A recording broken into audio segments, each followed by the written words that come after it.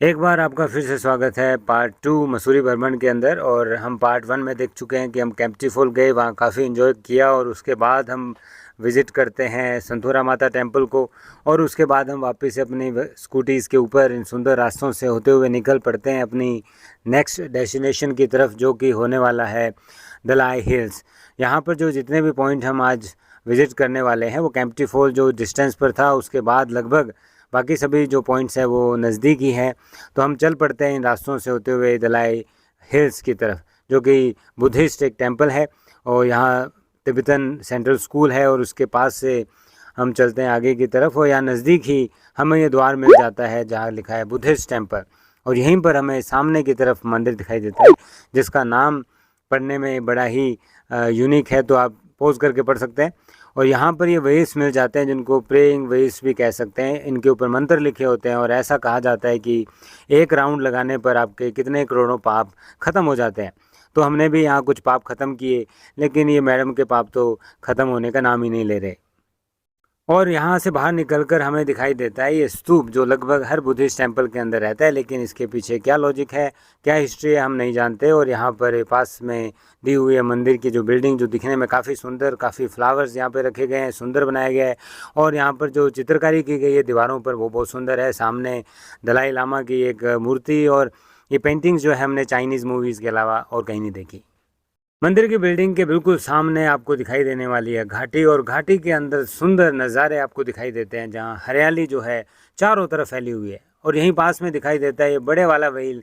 अगर आपके पाप ज़्यादा हैं तो ये ज़्यादा काम करता है। और यहीं से नज़दीक एक और ऊंची पहाड़ी के ऊपर एक स्पॉट बना हुआ है, तो हम चल पड़ते हैं उसकी तरफ। और यहाँ पर भी रास्ते में हमें सेम स्तूप दिखाई देता है जो नहीं जानते क्या है। तो इसी तरह से हम गिरते पड़ते लड़खड़ाते हुए इन रास्तों से ऊपर जा रहे हैं। तो ये वापस से कुछ ट्रैकिंग का रास्ता, सीढ़ियाँ ज़रूर बनी है और एट लास्ट हमें दिखता है ये सुंदर नज़ारा टॉप पर। तो यहाँ पर भी ये कुछ स्मारक टाइप बना हुआ है और ये दिखने में काफ़ी सुंदर है। यहाँ पर प्रेयर फ्लैग्स जो है वो काफ़ी मात्रा में लगाए गए हैं, जो यहाँ की सुंदरता को बहुत ज़्यादा बढ़ा देते हैं। तो वास्तव में देखने में सुंदर लगते हैं। और यहीं हमें दिखती है जय वीरू की जोड़ी, और ये फ्लैग्स लहराते हुए हवा के अंदर तो ब्यूटी को इंक्रीज़ कर देते हैं। तो फाइनली हम पहुंचते हैं यहाँ ऊपर। तो यहाँ हमें दिखती है महात्मा बुद्ध की एक स्टैचू, जहाँ पर जो लोग हैं वो सेल्फीज़ वगैरह ले रहे हैं, और एक काफ़ी सुंदर मनमोहक जगह। और यहाँ से नीचे की तरफ वो स्कूल, ये केवीएस का स्कूल है, और इसी के जस्ट सामने की तरफ वो बिल्डिंग दिख रही है संतूरा माता टेम्पल, जहाँ से होकर हम आए हैं। तो यहाँ से निकलते हैं फिर और हम चल पड़ते हैं वापस एक नई डेस्टिनेशन की तरफ, जो है कंपनी गार्डन, जो कि ये गार्डन है। तो हम जल्दी पहुँचते हैं, बाइक्स को करते हैं पार्क और उसके बाद निकल पड़ते हैं मेन गेट की तरफ, जहाँ पर अपनी टिकट्स को हम करवाते हैं चेक और उसके बाद करते हैं एंट्री। यहाँ सबसे पहले हमें जो दिखाई देता है वो एक छोटा सा मार्केट, जहाँ से आप शॉपिंग कर सकते हैं। और यहाँ के बाद आता है गार्डन, और गार्डन के अंदर है यहाँ पर रोजेज़, वो red, white and yellow colour के, और ग्रीनरी यहाँ पर तो देखने वाली है जो काफ़ी मनमोहक है। और मैडम भी यहाँ पर ग्रीनरी को चेक कर रही है। तो सुंदर जगह, फाउंटेन भी यहाँ पर है, काफ़ी लोग यहाँ पर एंजॉय कर रहे हैं।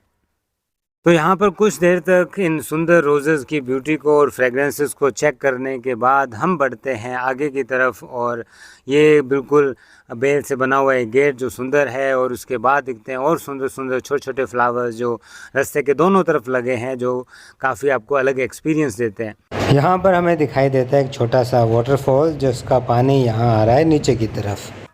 तो यहाँ पर ऊपर की तरफ जब जाते हैं तो और कुछ ग्रीनरी, कुछ पौधे छोटे छोटे दिखाई देते हैं गमलों के अंदर।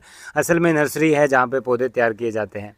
और उसके बाद ये सुंदर एक जगह और बनाई हुई है जहाँ पर बड़े ही कलरफुल और चटकीले रंग के फ्लावर्स। और यहाँ देखें कि खटारा कार को किस तरह से सुंदर नेचर के अंदर कन्वर्ट कर दिया गया। मॉल को भी नेचर से डेकोरेट किया गया, और उसके बाद एक फाउंटेन जो काफ़ी सुंदर था दिखने में। और यहीं पर है आईएएस ट्रेनिंग एकेडमी। और यहाँ से हम निकल पड़ते हैं आगे की तरफ, क्योंकि हमारे स्कूटीज़ में पेट्रोल काफ़ी बचा है और डेस्टिनेशन हमने लगभग कवर कर लिए हैं। तो हम चल पड़े एक 15 किलोमीटर डिस्टेंस जो झील है उसकी तरफ। लेकिन रास्ते में हमारा प्लान फिर से चेंज होने वाला है, क्योंकि झील की तरफ हम नहीं जा रहे हैं और एक दूसरी डेस्टिनेशन की तरफ चल पड़ते हैं। और इन्हीं रास्तों के अंदर आपको दिखाई दे जाता है एक ये Indo Tibetan academy, police academy है मसूरी की। और इसके बाद इन्हीं रास्तों से हम बढ़ते हैं नेक्स्ट डेस्टिनेशन की तरफ। तो चलिए फिर आपको दिखाते हैं।